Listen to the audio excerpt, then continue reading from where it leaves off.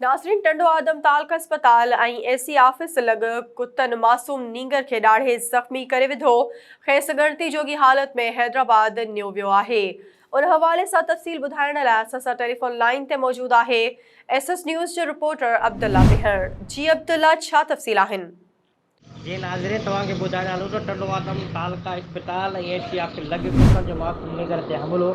कुतनि मासूम निगर 4 सालनि जे अमजद अली वल्द मोहम्मद मुरिस्तान खे पटे सख़्त ज़ख़्मी करे छॾियो। ज़ख़्मी निगर टालका इस्पताल टंडो आदम आंदो वियो, जिते 14 टणका लॻाए खेसि नाज़ुक हालत में हैदराबाद रेफर कयो वियो।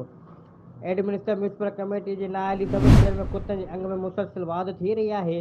मुसलसिल केतिरा भेरा मीडिया में ख़बर हलण बावजूद म्यूनिसिपल कमेटी टंडो आदम इंतजामिया असिस्टेंट कमिश्नर टंडो आदम रोलू कुतनि बाबति ख़बरुनि जो नोटिस नाहे वरितो, जंहिं सबबि रोलू कुतनि पारां शहरियुनि खे ॾाढण रोज़ जो मामूल बणियल आहे। शहरियुनि जो चवणु आहे त गुज़िरियल केतिरे वक़्त खां कुता मार मुहिम शुरू न कई वई आहे, जंहिंमें मुसलसिल रोलू कुतनि में वाध थी रही आहे। रोलू कुतनि पारां शहरियुनि खे ॾाढण रोज़ जो मामूल बणियल आहे।